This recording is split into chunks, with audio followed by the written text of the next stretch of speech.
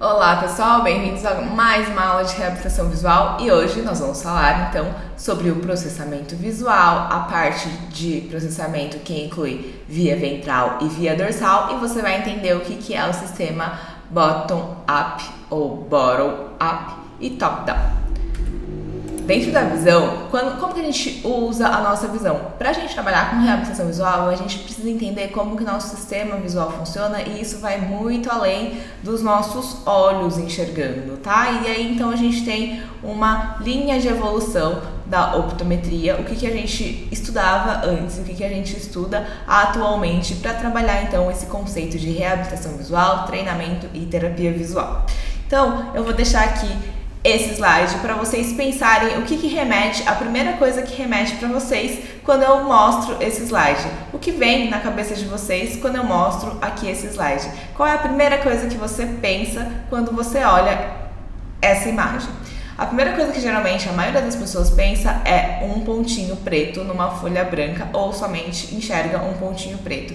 E aí a nossa mente acaba muitas vezes perdendo a capacidade de abstrair, podendo imaginar que esse é o início para desenhar, por exemplo, o miolo de uma flor, que pode ser uma formiga esmagada no meio de um ponto, pode ser uma pessoa vista de um ângulo vista por cima, e por aí vai. Então, dependendo da nossa perspectiva, do ponto de vista onde a gente enxerga alguma coisa, ou como nós somos orientados para enxergar alguma coisa, a gente é capaz de ver uma imagem ou não. Aqui não tem uma resposta certa ou errada, mas foi uma pesquisa feita por uma professora, onde ela apresentou essa imagem então para os alunos, e a maioria deles conseguia ver apenas o pontinho preto e descartava a folha branca, a possibilidade então do fundo branco e no entorno. Então, a gente tem praticamente aqui um conceito muito claro de visão central e visão periférica. Quando a gente se concentra em enxergar algo, todo o restante é visão periférica, e aquele algo que a gente se concentra, onde a gente faz o foco, é a imagem da visão central. Quando a gente estiver falando aqui, antes de tudo isso, de eu falar tudo isso, eu vou me apresentar e vou fazer um pitch em 15 segundos, tá? Pitch, na verdade, é uma apresentação, geralmente dura entre 3 e 5 minutos, com o objetivo de despertar o interesse das outras pessoas pelo seu negócio, para apresentar o que ela faz. Porém, às vezes elas se sentem mais seguras falando para falar de si em um ambiente mais leve, e aí geralmente é apresentado o nome, idade de trabalho, uma coisa que gosta, uma qualidade e o que se espera então da disciplina ou desse curso em uma palavra. Claro que não vai dar aqui para fazer com vocês, a gente está online, mas a ideia então é eu me apresentar, e quem quiser depois também se apresentar no chat pode fazer isso, pode deixar aqui nos comentários, tá bom?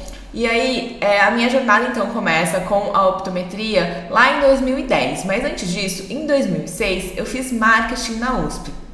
E aí, em 2010, eu entrei para estudar óptica e optometria na Brás Cubas. E me formei em optometria, comecei a atuar, e depois de um certo tempo eu entendi que a visão era algo a mais do que somente encontrar a acuidade visual e aqueles dos testes funcionais que a gente faz na faculdade. Então, em 2017, comecei uma pesquisa de mestrado lá no Hospital das Clínicas, onde eu comecei a avaliar pacientes que sofreram traumatismo crânioencefálico.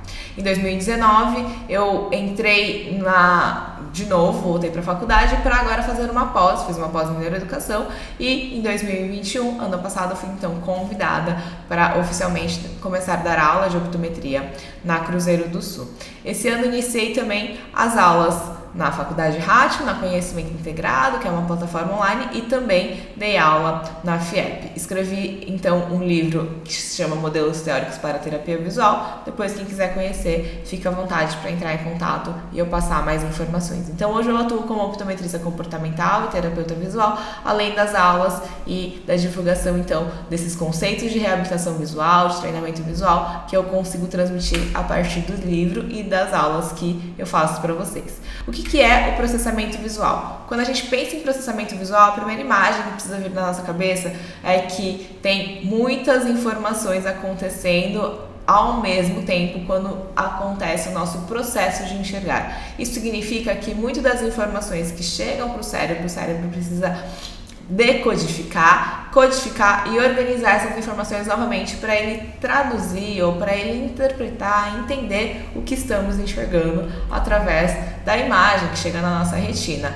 Então, top-down e bottom-up são conceitos, são abordagens baseadas na composição de um sistema com o propósito de entender os seus componentes e ordená-los de acordo com uma hierarquia ou modelo de operação.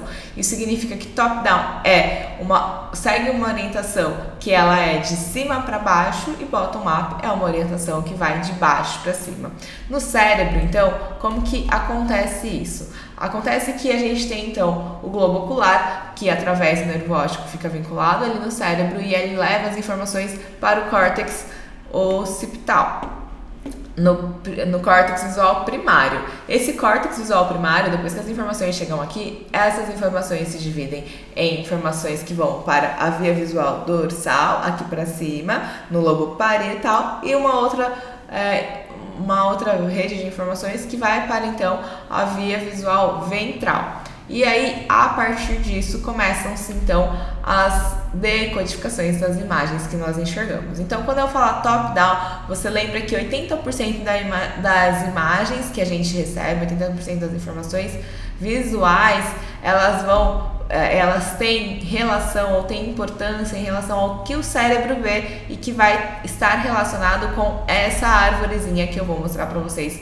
mais pra frente o que é. Chama árvore da visão. Aqui, então, eu tenho tá bem desfocada essa imagem e é proposital pra gente só imaginar que no primeiro quadradinho aqui, então, a gente tem a imagem chegando na retina. Da retina, a imagem, ela se divide para as informações visuais, aliás, elas se dividem para CGL, córtex visual primário, que vai para a via dorsal, como eu falei, e uma outra parte para a via ventral, para sentido lobo temporal inferior. E uma outra parte da informação, ela vai da retina para o colículo superior, para o pulvinar, e ela vai então chegar no córtex parietal posterior. Aí você deve estar se perguntando, mas o que é isso? O que é aquilo? Ventral, dorsal são palavras que eu nunca escutei. Pois é, de cara é um pouco estranho escutar todas essas palavras, todos esses conceitos, e eu falando aqui rapidamente. Estou apresentando para vocês, porque ao longo então dessas aulas vai ficando cada vez mais claro e não é um conceito que você vai entender de primeira, por isso que eu coloquei bastante imagens também para facilitar o entendimento. Então a gente vai pensar em vias que se chamam vias, que são as vias ventrais, né, via ventral na verdade, e via que é chamada também onde está, que é a informação então na parte dorsal que vai sentido lobo parietal ou também conhecida como somatosensorial. E então essa via ventral, ela é a via que ela ajuda a habilidade ou inabilidade, né, de encontrar rotas, de nomear cores, de reconhecer palavras, letras e números, a rota que ajuda a identificarmos formas, objetos, reconhecer animais, reconhecer pessoas, reconhecer expressões faciais e então é uma rota, uma via que vai ventral sentido lobo temporal inferior. Depois, então, que a informação chegou no lobo occipital, aqui atrás, a informação ela vai para a via ventral e a outra parte da informação vai para a via dorsal. Essa parte da informação que vai para a via dorsal, ela é responsável pelo reconhecimento de palavras em um texto, né? Um texto, quando tem muito texto, algumas crianças elas ficam desorientadas, elas podem se sentir desorientadas, porque às vezes esse excesso de informação, o cérebro não dá conta de decodificar tudo de uma vez, e é aí que a gente trabalha grande parte da terapia visual ou da reabilitação visual, estimulando então novas vias ou novos caminhos neuronais nessa parte principalmente chamada somatosensorial, onde também é uma parte responsável por encontrar pessoas em um grupo de pessoas, identificar roupas em uma pilha, identificar uma roupa única em uma pilha de roupas, identificar objetos em um padrão, em um fundo com muitos objetos, encontrar somente um objeto, encontrar então uma rota em uma cena geralmente ou aparentemente bagunçada, e é um guia também para a gente se movimentar essa parte. Então, por isso que se chama somatosensorial, ajuda a gente a coordenar os braços, as mãos, as pernas, os pés e o nosso corpo por inteiro. Por isso que uma parte, quando a gente está estudando dentro da optometria comportamental ou neurocognitiva, uma parte que a gente leva em consideração, que a gente fala que é muito importante e que ajuda muito, a visão interfere nessa parte, essa parte interfere na visão, é a chamada propriocepção e o equilíbrio, que tem muita relação com a nossa visão. Então, quando eu estou pensando em percepção visual, em processamento visual, eu imagino que o nosso cérebro, ele vê uma imagem e a partir das interpretações, das referências passadas que ele tem, ele vai tirar uma interpretação, ele vai tirar uma conclusão em relação a essa imagem que ele vê, para que ele consiga reproduzir um esquema mental ou uma imagem mental daquilo que ele está vendo. Se ele não tem referência nenhuma de uma base anterior do que é um olho, às vezes ele não vai conseguir abstrair, ele não vai conseguir então interpretar corretamente aquela imagem. Uma vez que nosso cérebro funciona por padrões de reconhecimento, eu sempre preciso ter uma base então de algo concreto. A partir desse algo concreto, eu tenho às vezes uma miniatura desse algo concreto. Desse algo concreto de miniatura, às vezes eu tenho uma foto. Dessa foto eu consigo então partir para um desenho ou uma imagem que representa simbolicamente, né? Por exemplo, aqui o desenho, o que a gente tem de imagem mental para determinadas palavras ou determinados conceitos. Então, aqui é só para a gente interpretar qual que seria o seu desenho. O seu desenho seria mais próximo da realidade ou ele seria mais uma coisa simplificada em relação ao que você vê? Dependendo de quanto a gente consegue, então, simplificar alguns conceitos ou algumas imagens, isso vai, então, se fortalecendo em imagens mentais que fica cada vez mais fácil da gente transmitir o conhecimento ou essa imagem mental simples para uma outra pessoa. Mesmo que ela seja extremamente detalhada, se eu coloco no papel essa imagem, uma outra pessoa consegue ter acesso então a essa imagem que eu tenho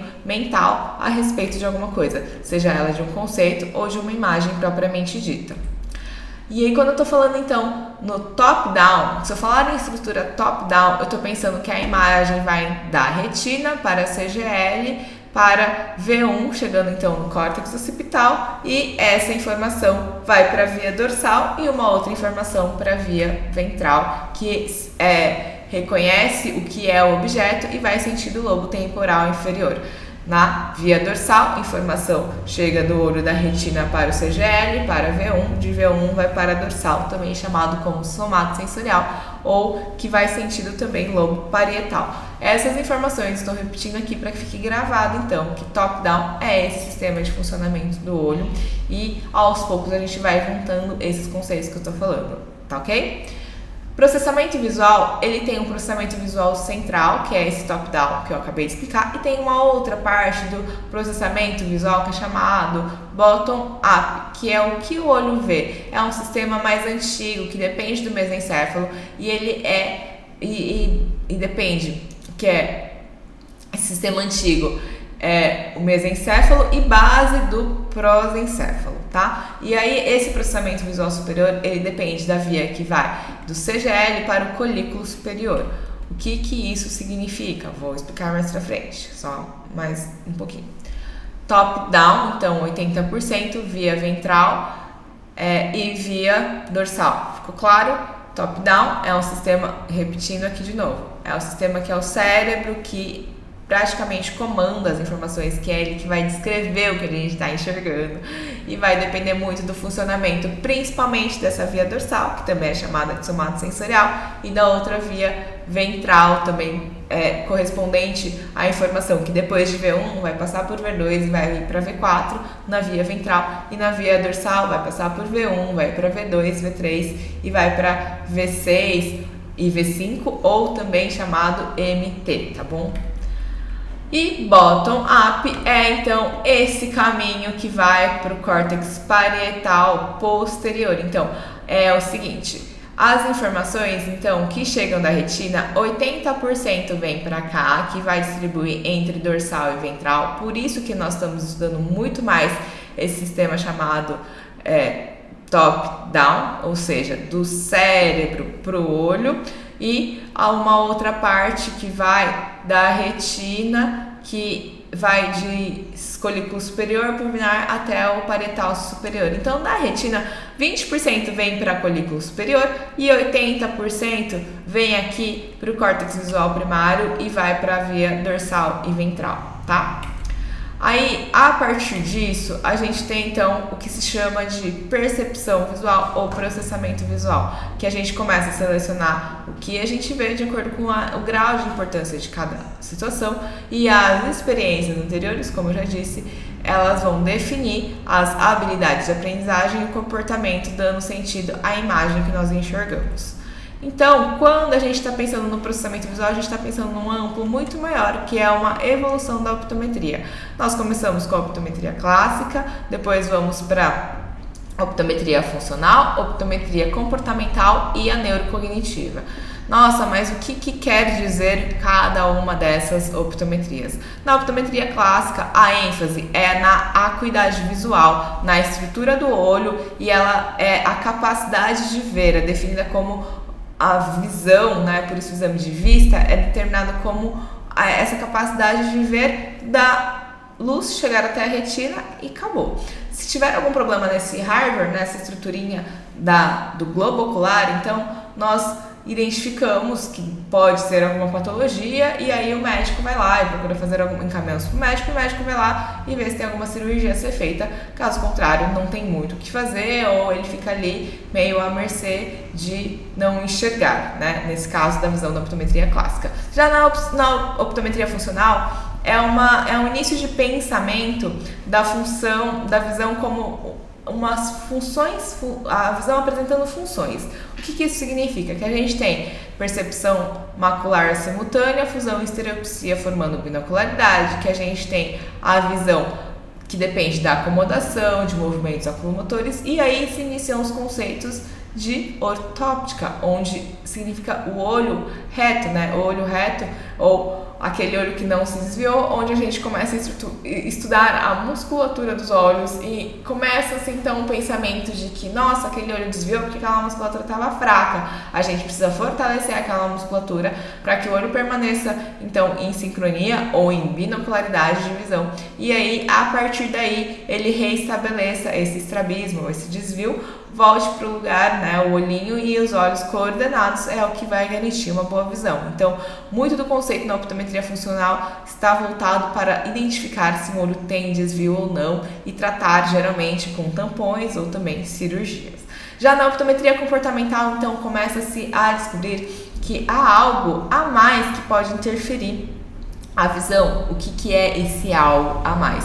É o ambiente externo interferindo na visão e também, ou na capacidade do indivíduo enxergar, e também o corpo todo, ou a visão vinculada a um sistema maior, que é o corpo do paciente. Então, esse funcionamento sistêmico ou a saúde do paciente pode interferir no quanto esse paciente está enxergando, e principalmente as questões emocionais, ou estresse visual, ou um estresse no trabalho, às vezes questões metabólicas, dificuldades de dormir e por aí vai, podem impactar no quanto um indivíduo enxerga e são levados em consideração, e para a terapia visual começa-se então a fazer mais sentido a gente iniciar não com o uso somente de um estímulo que seja para os olhos, pensando no globo ocular, mas um estímulo que leve em consideração o ambiente onde esse paciente se encontra. Já na neurocognitiva, então, a gente tem uma integração sensorial, uma visão que é voltada para a ação,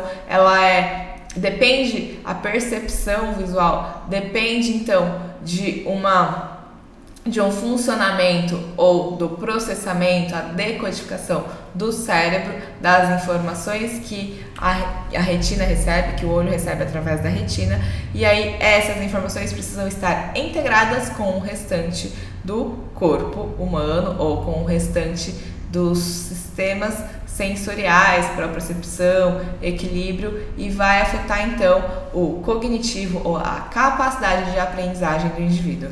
E aqui um resumo então, que a optometria estrutural clássica pensa o olho como um hardware, como uma estrutura fixa, fechada, foca na saúde ocular, na acuidade visual e pensa então que a visão depende do olho. Já a optometria funcional pensa, é um software que eu instalo e cada software que eu instalo, ou como um aplicativo que eu baixo, ajuda ou atrapalha a minha visão a enxergar melhor. Então eu tenho acomodação, acomotricidade, convergência, eu tenho umas capacidades que eu posso ir medindo e mensurando isso e treinando separadamente, e aí eu tenho então uma referência de que melhorando esses aspectos funcionais eu posso melhorar a visão binocular. Posso sim melhorar, e vem a optometria comportamental dizendo eu posso melhorar mais ainda, interferindo na visão de perto, na visão de longe, ou pensando em fazer uma terapia que estimule tanto a visão de perto como a visão de longe, e levando em consideração o ambiente onde esse paciente se encontra e a saúde também desse paciente. Então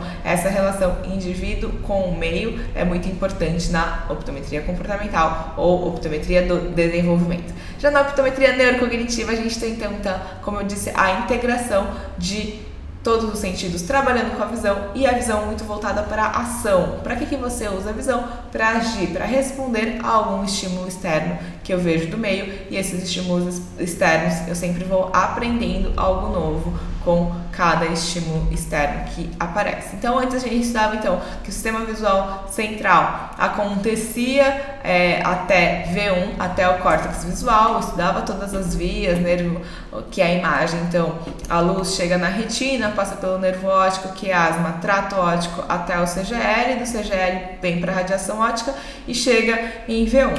E a mesma imagem, se eu quiser pensar já também em preto e branco, seria a mesma intenção ou a mesma ideia, né? E mais fácil até talvez de ver, porque aqui as letras estão maiores.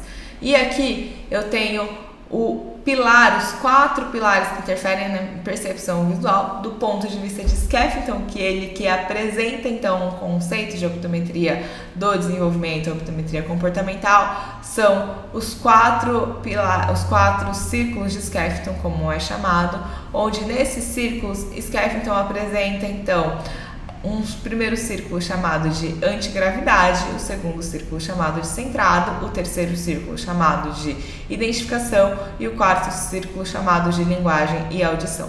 No primeiro círculo, o Skeffington define que antigravidade é a capacidade do indivíduo se localizar onde ele está no espaço, e o segundo círculo, centrado, significa a capacidade do indivíduo saber se ele está onde ele está em relação ao objeto que ele quer enxergar. Então, onde está o objeto? Se eu sei onde está no espaço, qual é a distância que está o objeto que eu quero enxergar a partir de onde eu estou? O que é o objeto seria o terceiro círculo, e como que eu comunico esse objeto, o que eu estou vendo, como que eu comunico, seria o quarto círculo, que interfere então em uma boa visão. Esse quadro é muito interessante porque ele justamente mostra essa interferência ou essa inter-relação, que seria a melhor palavra, entre a visão e o ambiente e o organismo, né, do paciente, tá bom? E aqui a gente tem uma apresentação breve de alguns equipamentos que podemos utilizar na optometria. E por que surgem problemas visuais que podem acontecer depois de um traumatismo crânioencefálico, ou mesmo alguma questão de problema de aprendizagem, de dificuldade visual nas crianças, que podem intercorrer ou que podem acontecer como consequências, problemas de desenvolvimento, problemas de aprendizagem nas crianças. 35 áreas diferentes, então, de acordo com aquele mapa que eu mostrei lá no início, 35 áreas diferentes do cérebro, então, estão relacionadas parcialmente ou totalmente com a visão, e dessas 35 áreas, 305 vias intracorticais estão relacionadas com a visão. Então, é muita informação passando o tempo todo pelos circuitos das vias, que não são somente visuais, que são vias neurológicas, então vias no cérebro que se interconectam com outros sentidos, né, outras vias de informações sensoriais, onde essas informações sensoriais, por isso que é chamado somato sensorial, é a soma de todas as outras sensações que precisam integrar com a visão para que essa conversa ou essa tradução das informações que o cérebro está recebendo de estímulo comece a conversar com o restante das informações que ele recebe de estímulo do corpo todo também. E aí, estudos mostram que 90% dos pacientes que sofrem traumatismo crânioencefálico sofrem de disfunções visuais. E apesar disso, muitos pacientes acabam não procurando pelo menos um exame de vista de acuidade visual, porque às vezes mesmo ele tendo uma boa acuidade visual, essa capacidade cognitiva ou de aprendizagem, de memória, ou esse impacto de ficar mais com uma lentidão maior na hora de responder perguntas, questões que aparentemente seriam simples, essa linha de raciocínio muitas vezes acaba ficando comprometida sem que ele perceba ou que ele imagine que se diz respeito a alguma questão do processamento visual, ou seja, dessa decodificação, codificação e a organização, traduzindo toda essa informação que chega até a nossa retina. Então, quando eu começar a falar de reabilitação visual, eu preciso pensar em dois conceitos: visão funcional e eu tenho a visão ela funcional e eu tenho a função visual. Qual que é a diferença se eu falar função visual e se eu falar visão funcional? A função visual é como o olho funciona. Eu estou pensando no órgão, na estrutura, num ponto de vista mais da optometria clássica. Já uma visão funcional, eu já estou pensando como que a pessoa funciona, como que a pessoa usa os olhos para enxergar, ou seja, como que aquele cérebro interpreta as informações do meio onde ele está e também em relação às referências anteriores que ele tem em relação a um estímulo novo. Lembra daquela imagem que eu apresentei lá no começo, com pontinho preto? É como se fosse essa ideia da visão funcional. É o que funciona para cada pessoa, para cada paciente, para cada indivíduo, dentro das habilidades que ele ainda tem ou do que ele consegue e quer treinar em cima das habilidades que ele já tem. Então, essa visão funcional, eu, claro, consigo medir muitas funções da visão, mas não é somente disso que eu tô falando. Eu tô pensando já, então, como a pessoa funciona, qual é o comportamento desse paciente numa visão mais da optometria comportamental ou também da optometria neurocognitiva voltada para aprendizagem visual. A gente pode aprender a enxergar coisas novas todos os dias, pode estimular todos os dias a nossa visão para que a nossa curiosidade, inclusive, aguce mais modos de pensar diferentes, até criativos, do pensar da mente, do que a gente vê, ou a capacidade de enxergar através do que a nossa mente é capaz de projetar, não somente do objeto em si que a gente que está na nossa frente, concreto, ok?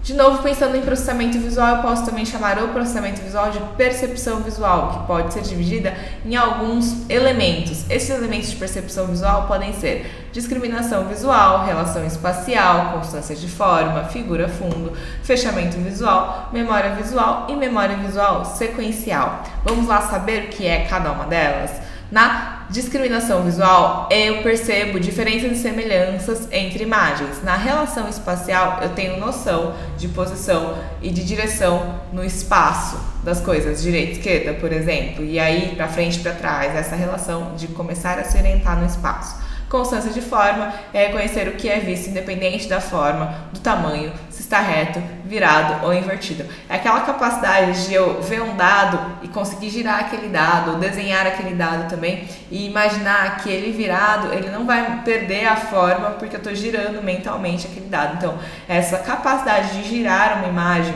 e você manter a forma reta conforme você gira essa imagem, mesmo que mentalmente, está incluso aí nessa constância de forma. Figura fundo é aquela capacidade da gente localizar algo que vai se destacar num fundo confuso ou num cenário onde tem muitas informações visuais, um cenário que às vezes pode ser extremamente complexo. Um exemplo bem clássico desse figura fundo é livrinhos onde você tem imagens específicas para encontrar uma determinada figura e tem um monte de desenhos na mesma imagem. Tem isso em joguinho hoje de celular, aplicativo de joguinho para celular. Tem um que era bem conhecido, que era Onde Está o Wally, que trabalha exatamente essa capacidade da percepção visual de figura fundo. Outra capacidade, então, de percepção visual é memória visual e memória visual sequencial. Memória visual é eu reconhecer ou recordar aquilo que eu vi, porque então aquilo que eu vi formou uma imagem mental e eu consigo então captar essa imagem mental a qualquer momento, recuperar essa imagem mental a qualquer momento, porque eu tenho uma memória visual de algo que eu já vi anteriormente. Já a memória visual sequencial, eu recordo não somente o que eu vi, mas a ordem, então, por exemplo, que estavam determinados números. Se eu recordo uma ordem que eu vi sequencial de alguns números, por exemplo, eu posso decorar então uma sequência de números de um telefone, tá? De um celular de alguém, e aí a pessoa me fala naquela sequência, eu visualizo, né, um telefone mesmo escrito no papel, ou eu visualizo mentalmente essa sequência e aí crio esses números mentalmente, e essa memória visual que se cria é uma memória visual sequencial, porque a sequência dos números importa, por exemplo, nesse caso, para que eu consiga falar com a pessoa que me transmitiu o telefone dela, o número de telefone dela.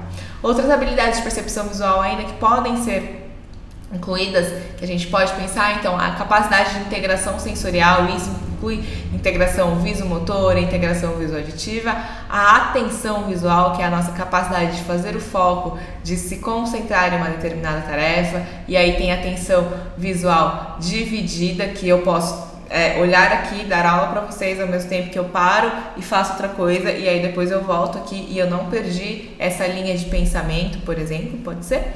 E por último, visualização, que é então essa capacidade de visualizar mentalmente algo que eu quero fazer, concretizar, ou então imaginar um cenário. Imagina uma maçã vermelha, ela tem cabinho, ou você só imaginou uma maçã vermelha, ou era uma maçã do amor? Eu só falei maçã vermelha, e na sua mente visualiza-se então vários desses conceitos mentais que eu falei que a gente tem. Então, a imagem de algo, e aí quando eu falo alguma palavra, essa imagem automaticamente vem em mente, tá? Eu consigo então trabalhar com essas visualizações, inclusive com treinos de esportistas, onde o esportista consegue, por exemplo, visualizar ele fazendo cesta de basquete e acertando a hora que ele vai fazer a cesta.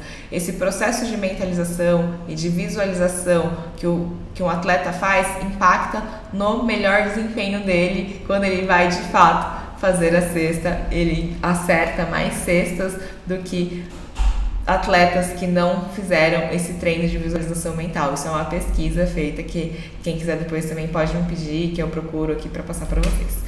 Depois eu tenho que pensar também, quando eu estiver falando de processamento visual, eu preciso pensar nas vias aferentes e nas vias eferentes. As vias aferentes são as vias de entrada e as vias eferentes são as vias de saída. As vias de informação de entrada visual, eu estou pensando muito em foco e binocularidade. Porém, outras vias de informações aferentes são, por exemplo, dor, calor, pressão, textura, que a partir desses componentes pode então mudar a minha percepção ou alterar ou interferir, né, influenciar na minha percepção visual de algo que está acontecendo na minha frente, para que eu saiba, por exemplo, se eu estiver vendo um leão na minha frente, se eu preciso sair correndo ou se eu vou ficar lá esperando o leão ficar mansinho na torcida, na esperança de que ele não vai fazer nada quando ele me vê. Então, a via aferente posso chamar de conjuntos de neurônios que transportam informações somatosensoriais captadas em diferentes regiões do corpo. Por isso que eu incluí dor, calor, pressão e textura. Por quê? Então, tem as vias aferentes visuais e tem as vias aferentes então, que carregam essas informações que somatosensoriais somam as sensações de diferentes regiões do corpo que vão se juntar com as informações visuais.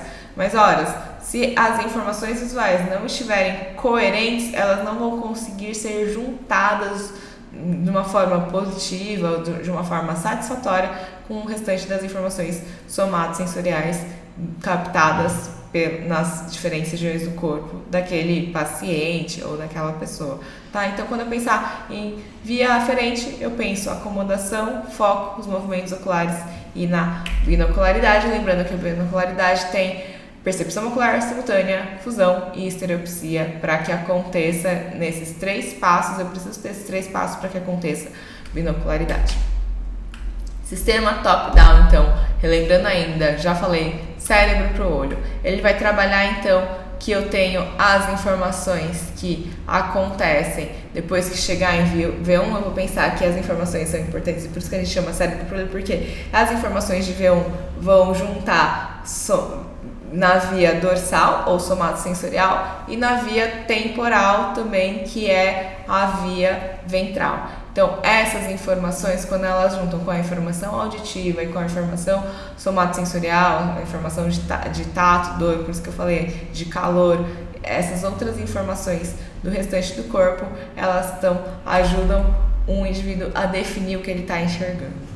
E a informação que é muito relevante, que é interessante e também impacta no resultado do comportamento do indivíduo em relação ao que ele está vendo, existe uma estrutura que se chama colículo superior, e essa estrutura do colículo superior, ela então está localizada aqui nessa parte verde, nessa bolinha aqui verde. Essa informação de colículo superior que chega no colículo superior precisa encaixar com a informação do colículo inferior, que é a informação auditiva, e é onde geralmente muitas pessoas falam: nossa, parece que quando eu coloco óculos eu ouço melhor. O que tem a ver a relação da visão com a audição?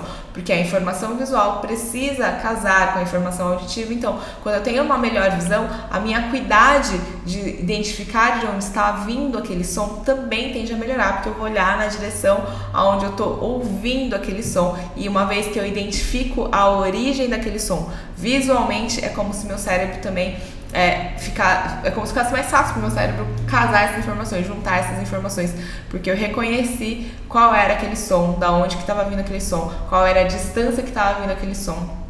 E essas informações, então, são relevantes para que a gente consiga, entre aspas, ouvir melhor quando a gente enxerga melhor com óculos. Caso aconteça o contrário, caso eu precise tirar os óculos para ouvir melhor, significa que eu estou fazendo, às vezes, tanta força para conseguir coincidir essas informações que eu só vou ouvir melhor se eu tirar a informação visual. Tanto que tem gente que, às vezes, para comer, prefere tirar o óculos, que parece que vai sentir melhor o sabor da comida, porque a nossa visão, então, ela define tanto, ela é tão predominante sobre os outros sentidos, que às vezes é como se ela até chegasse a quase que anular determinados sentidos se ela não funciona bem ou satisfatoriamente. Aliás, mesmo que funcionando bem satisfatoriamente, por mais que você olhe uma parede que ela é reta, se você enxergar ela inclinada, o seu cérebro vai dizer: essa parede, ela é inclinada, por mais que você saiba que ela é reta. Você vai ver ela inclinada, dependendo de uma lente, por exemplo, se a gente colocar para simular, você ver a parede inclinada,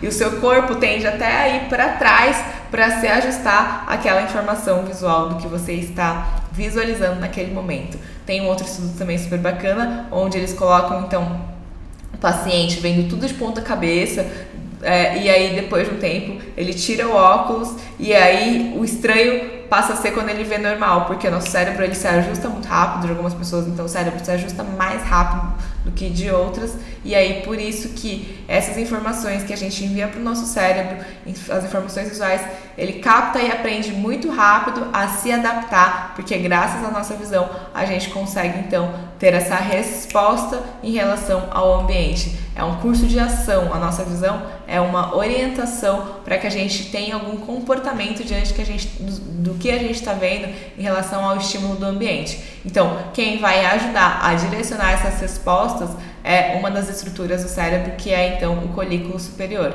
Ele vai receber as informações do ambiente e usar essas informações para responder um comportamento do indivíduo. Por exemplo, se uma pessoa gosta de assistir futebol, ela vai acompanhar cada movimento da bola, passo a passo, o que aconteceu durante o jogo inteiro, porque ela gosta de ver futebol. É um exemplo, tá bom? E aí, o colículo superior, ele tem ainda uma camada que é superficial, onde ela recebe as informações visuais, e tem as camadas mais profundas, onde elas recebem as informações do sistema auditivo, somatosensorial e junta, então, com essa informação do sistema visual. Então, bottom-up, você vai pensar retina, colículo superior, então, essa informação de resposta ao ambiente, que vai para pulvinar, que vai para o córtex visual parietal posterior. Top-down, eu penso então o cérebro para o olho, né, a informação do cérebro para o olho, onde eu tenho retina, CGL, vai chegar em V1, de V1 vai para via dorsal, via ventral. Top-down ainda é o cérebro, então, que essas informações das fibras de vias visuais vão para o CGL e depois do córtex, e 20% vai para a colícula superior. Então, bottom-up é a integração dos reflexos primitivos e fototerapia sintônica. Vamos falar de bottom-up agora? A gente falou super de top-down, de cima para baixo. Agora a gente fala o que acontece quando a informação vai de baixo para cima e por que reflexos primitivos e sintônica é tão importante na reabilitação visual. No bottom-up, 20% das fibras visuais, elas chegam, então, nessas áreas mais antigas do cérebro, que são hipotálamo, que são os núcleos pré-tectais, o colículo superior e o CGL, né, na verdade, núcleo geniculado lateral ventral do tálamo. E aí, quais que são as funções dessas partes que chegam às informações visuais? No núcleo supraquiasmático do hipotálamo é o controle dos ritmos circadianos, é onde principalmente interfere o sintônico. Nos núcleos pré-tectais, os reflexos dos olhos na focalização e ativação do reflexo pupilar à luz. No colículo superior, os movimentos rápidos dos dois olhos e no núcleo geniculado lateral ventral do tálamo, ele ajuda a controlar algumas funções comportamentais do nosso corpo. Vamos falar de reflexos primitivos. Alguns 6 reflexos primitivos são reflexo de Moro, tônico labiríntico, palmar, espinal, galante espinal, tônico do pescoço, reflexo tônico do pescoço assimétrico e tem um também simétrico. Num recém-nascido, a gente tem então reflexo tônico cervical, é avaliado reflexo plantar, reflexo de marcha, reflexo de Moro, reflexo de voracidade ou também da sucção e reflexo de preensão. Na avaliação neurológica é avaliado a atitude, o tônus dos músculos, os reflexos primitivos, o equilíbrio estático, dinâmico, coordenação apendicular, ou seja, dos membros do bebê e as funções cerebrais superiores. Nos 12 meses é esperado que esses reflexos, os reflexos profundos, os reflexos primitivos, eles estejam ainda presentes, principalmente de preensão plantar, cutâneo plantar extensor, eles já estão em desaparecimento. E aí, os reflexos profundos, eles são semelhantes ao adulto já. Ele já apresenta-se em pé, com um apoio, em um equilíbrio estático, e ele já inicia uma marcha sem apoio em um equilíbrio dinâmico. A coordenação apendicular, ele já tem uma pinça superior individualizada e as funções cerebrais superiores, ele consegue localizar a fonte sonora direto para baixo e indireto para cima, usando palavras corretamente, produzindo alguns jargões. Então, com o primeiro ano de vida, o bebê ele tem os reflexos subcorticais, logo quando recém-nascido, com 1 mês ele já segue luz. Com 2 meses a gente espera já que ele já consiga sorrir, balbuciar algumas palavras. Com 3 meses sustentar a cabeça. Com 4 meses que ele já consiga agarrar os objetos, isso tem a ver com esse desenvolvimento de estereopsia. Com 5 meses, girar sobre o próprio abdômen, manter-se sentado com 6 meses, preensão palmar com 7 meses, pinça digital com 8 meses, põe-se sentado com 9, engatinha com mais ou menos 10 e começa então a andar por volta de 1 ano e meio, né? 1 ano e 2 meses, de pé, com passinhos com apoio por volta dos 11 meses. Então, se a gente entender que todos esses processos de desenvolvimento motores têm relação com esse desenvolvimento somatosensorial da via visual, a gente vai entender o quanto que pular alguma etapa ou não estimular completamente, não desenvolver completamente algum ciclo, né, desse desenvolvimento pode comprometer o desenvolvimento então da criança e ela ter algumas respostas de atraso nesse neurodesenvolvimento.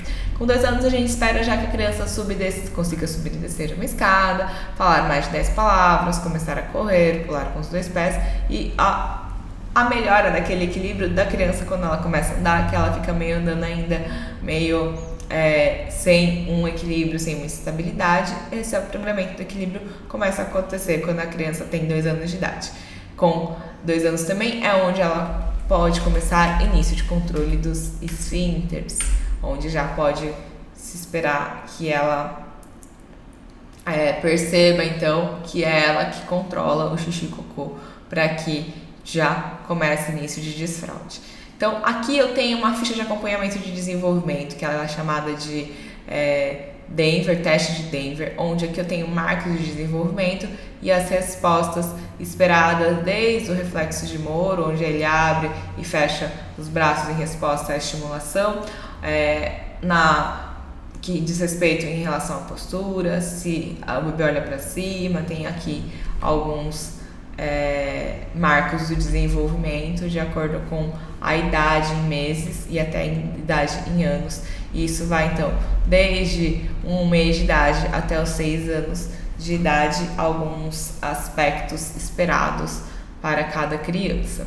Depois, esses marcos de desenvolvimento são idades chaves, que elas são consideradas os marcos propriamente ditos, que vai desde o recém-nascido, depois 3, 6, 9, 12, 18 e 24 meses, dos 3 aos 7 anos, e depois avaliando as funções corticais superiores juntamente com o desempenho escolar, para saber se essa criança consegue estreitar as funções que seriam as funções do chamado reflexo primitivo. Quando ele estiver desenvolvido, ele vai virar reflexos posturais e vai ajudar completamente a criança naquele desenvolvimento dela. Então, essa estreita relação entre funções que aparecem e desaparecem com a evolução estrutural do sistema nervoso central ou crânio caudal tem muita relação dessa criança estar bem desenvolvida, né, ou essas funções aparecerem e desaparecerem com o tempo, porque é esperado algumas funções que elas aparecem para cumprir alguma determinada etapa desse desenvolvimento, e depois as funções mais elementares, então, elas vão paulatinamente sendo substituídas por funções hierarquicamente superiores. Então, é exatamente o processo que é descrito aqui, que é muito mais aplicável, fácil de entender. É a criança começar rastejando, depois ela começa a engatinhar, depois ela começa a andar. Então, esse rastejar, engatinhar e andar é um processo que muitas vezes, se a criança pula o processo do engatinhar, às vezes ela pode ter alguma questão então de fala e linguagem por conta de ter pulado essa etapa do engatinhar. Então, pensando no desenvolvimento motor, eu estou pensando muito na mielinização do sistema nervoso central. E a partir dessa mielinização do sistema nervoso, eu estou pensando no sentido céfalo-caudal e proximal distal. Então, tudo que diz respeito a essa propriocepção, equilíbrio, postura do indivíduo, vai ter relação com o desenvolvimento motor. No recém-nascido, no reflexo profundo, eu tenho hipertonia flexora dos 4 membros, hipotonia axial e hiperreflexia profunda. Nos reflexos primitivos, eu tenho todos eles presentes no recém-nascido a termo, e as funções cerebrais superiores, elas podem seguir objetos com os olhos, modulação sensitivo-sensorial, e inicia uma corticalização. Já no sistema inferior, ou chamado extrapiramidal, eu tenho maturação precoce e ascendente, que inicia lá pela 24ª semana, por volta dos 6 meses, responsável pelo tônus postural e os reflexos arcaicos. Lembrando aqui então que, olha, com 6 meses, vamos voltar aqui um pouquinho, então nessa escala Denver, com 6 meses é esperado que essa criança já consiga, com a ajuda de outra pessoa, para não ficar mais passiva, ela conta com essa ajuda para não ficar mais passiva, que ela já rola em posição de supina e prona, que ela tem levantada pelos braços, ela já ajuda com o próprio corpinho, e ela já começa aqui, com 6 meses a sentar sem apoio. Então, esse fato de sentar sem apoio vai me mostrar o quanto que esse tônus postural começa a ser desenvolvido. Uma criança que ela não tem um tônus postural nem muscular, já me mostra então que pode ter um desequilíbrio aí nesses reflexos, no desenvolvimento desses reflexos primitivos, tá? E aí o sistema superior, ou também chamado piramidal, acontece a maturação mais tardia e descendente, responsável por toda a parte de motricidade, tá? É bastante estudado essa parte do sistema superior em distúrbios de motricidade na parte de neurologia. Com 3 meses, um bebê ele tem a parte de hipotonia fisiológica se iniciando, ele tem presentes em reflexos primitivos, sucção, reflexo de Moro, mão-boca, preensão palmar, preensão plantar, cutâneo plantar extensor, e já desapareceram a marcha reflexa, o apoio plantar, a reptação, o tônico cervical assimétrico. Um equilíbrio estático, esse bebê já consegue firmar o pescoço, e um equilíbrio dinâmico, ele movimenta a cabeça. Na coordenação apendicular, ele junta as mãos na linha média. E essa percepção de linha média é muito importante também para crianças com dificuldade de aprendizagem, porque quando ela não consegue ultrapassar a linha média do corpo, tem essa parte, então, de desenvolvimento que a gente precisa estimular de coordenação apendicular, que se chama. Já com 6 meses, a parte de hipotonia fisiológica importante e os reflexos profundos já são semelhantes a um adulto. Os reflexos primitivos presentes ainda com 6 meses são preensão plantar, cutâneo plantar extensor, e já desapareceram sucção, preensão palmar, reflexo de Moro e reflexo de mão e boca. O equilíbrio estático, a criança senta-se com apoio, como eu falei, iniciando, sentar sem precisar de apoio, e aí ela muda de decúbito ou ela muda de posição e retira o paninho do rosto e tem uma preensão voluntária. Ela já começa a ter mais ideia de começar a pegar os objetos. E as funções cerebrais superiores são audição, linguagem e as gnosias, onde essa criança já atende pelo nome que ela, ou escuta, sabendo que é o nome dela, ela demonstra estranheza diante de desconhecidos, ela localiza o som lateralmente e usa as vogais associadas a consoantes, que é o período de lalação. Nesse período, então, eu estou localizando o som lateralmente. Se eu localizo que está vindo de algum lugar, eu vou, às vezes, observar a criança movimentando para a direção onde ela percebe que vem aquele som. Com 9 meses, eu tenho hipotonia fisiológica em declínio, eu tenho ainda os reflexos primitivos presentes de preensão plantar, cutâneo plantar e extensão que estão em desaparecimento. A criança senta sem apoio, fica na posição já de começar a engatinhar. Ela engatinha e pode andar com apoio, pensando no equilíbrio dinâmico, e na coordenação apendicular, ela pega os objetos com a mão e troca, e tem uma preensão manual de pinça superior em escada. Bom, os reflexos primitivos, então, eles podem ser chamados de sucção, Moro, mão-boca, preensão palmar, preensão plantar, cutâneo plantar, extensor, marcha reflexa, apoio plantar, reptação, tônico cervical e assimétrico. Os reflexos primitivos, se eu pensar em óculo vestibular, eu tenho reflexo vestibulocular, que muito ajuda na avaliação de tontura, pois a alteração desse reflexo óculo vestibular em um dos lados indica, na grande maioria das vezes, um acometimento do sistema vestibular periférico em pacientes com vertigem rotatória isolada. Já o reflexo do piscar refere-se ao fechamento palpebral quando algo ou algum objeto se dirige ao olho.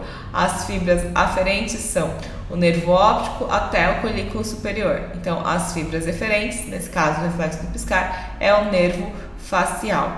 Já no fotomotor, eu tenho um reflexo que controla o diâmetro das pupilas em resposta à intensidade da luz. É quando a pupila diminui, quanto mais intensidade de luz eu tenho, mais então a pupila diminui a entrada de luz, controlando essa quantidade de luz que a retina recebe. E aí auxilia, desse modo, a adaptação em vários níveis de iluminação. Quanto mais luz, teoricamente, a gente recebe, mais acontece esse reflexo fotomotor de controle do diâmetro das pupilas. Outros reflexos que podem acontecer são reflexos do olhar preferencial, onde a determinação de acuidade visual baseia na preferência natural da criança por alvos com textura padrão e no campo visual. E padrão no campo visual, ou seja, esse é um reflexo que eu consigo identificar fazendo teste de Teller. O reflexo óptico palpebral ou corneano é pesquisando tocando a córnea com um chumaço de algodão, esperando que os dois olhos fechem ao estímulo por contração bilateral da parte palpebral do músculo orbicular do olho. Um reflexo cócleo-palpebral em resposta a ruídos fortes, é desencadeado um reflexo de piscar dos olhos, das pálpebras, e no recém-nascido o normal é obtido em 75 decibéis. Esse bebezinho já tem esse reflexo cócleo palpebral de fechar os olhinhos quando ele escuta um ruído que é mais forte. A falta de resposta não indica necessariamente surdez, sendo que o encontro do reflexo é dado significativo. Já o reflexo de abertura palpebral é o reflexo para você visualizar alguma coisa ao acordar ou ao acordar. O reflexo de fixação é fixar alguma coisa que chame sua atenção, isso é automático, tá? Também o reflexo boneca é ao se girar a cabeça do paciente no sentido, os olhos vão se movimentar em sentido oposto. Os órgãos sensoriais são canais semicirculares vestibulares, onde o nervo vestibular, que é parte do sétimo nervo craniano, também os receptores da musculatura cervical. O afastamento, ele é o reflexo de tentar repelir ou afastar alguma coisa que tira a sensação de segurança. E o óptico de paper, é o reflexo do recém-nascido que atira a cabeça para trás diante de um iluminamento repentino. Eu vou, de uma certa forma, posso repelir aquela iluminação excessiva. O reflexo de Mouro, então, é um reflexo comum apresentado por crianças até os 3 meses de vida e ele auxilia a compreensão de distúrbios do sistema nervoso central a partir do momento que a reação ao estímulo inexistente ou apresenta-se de forma exacerbada. Os reflexos assimétricos podem indicar a presença de paralisia do plexo braquial, trauma da clavícula, entre outras.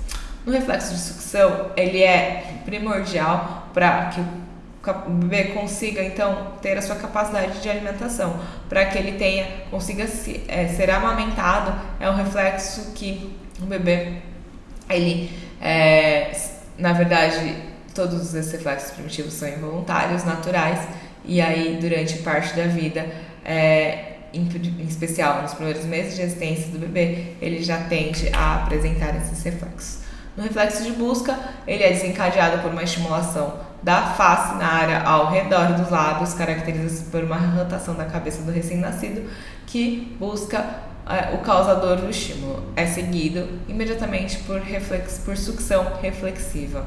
O reflexo do esgrimista é chamado de reflexo tônico cervical assimétrico e é desencadeado por rotação da cabeça, feita por um examinador competente. Pode fornecer informações sobre a situação dos membros superiores e inferiores, denunciando alterações que indicam doenças múltiplas. Na apreensão palmar, ao pressionar o centro da mão dos bebês, é natural que os dedos automaticamente se curvem. É quando você pega e coloca seu indicador e o bebê ele fecha, né, a mãozinha como um reflexo natural. E é um reflexo que tende a desaparecer entre 5 e 6 meses de vida. Permite estimular o estado geral da força da criança, sendo um indicativo de boa saúde. No reflexo de preensão plantar é similar à situação anterior de mãozinha, mas acontece quando a gente então faz algum estímulo perto de pressão no centro do pé e os dedos também se fecham. O apoio plantar é desencadeado pelo apoio da superfície, tá? Pela superfície do pé e sobre a superfície plana, estável, auxilia na observação da extensão das pernas do recém-nascido. E a marcha reflexiva é desencadeado após o bebê ser inclinado para frente quando é estabilizado por meio do apoio plantar. As pernas se cruzam instintivamente, uma na frente da outra. O reflexo de Galland dura aproximadamente 2 meses após o nascimento do bebê e ele é desencadeado quando o bebê é colocado de cabeça para fora, cabeça para baixo, fora do solo, e é estimulada na região dorso-lateral. Observa-se, neste caso, o encurvamento do tronco ipsilateral. Já o reflexo de colocação, a criança é suspensa verticalmente pelo examinador e o dorso de seu pé é tocado pela borda de uma mesa. A resposta automática é a tríplice flexão do membro inferior e colocação do pé do recém-nascido sobre a superfície plana. Vamos falar de fototerapia Syntonic. Até a próxima aula. Muito obrigada. E aí a gente continua na próxima aula falando sobre Syntonic. Até mais!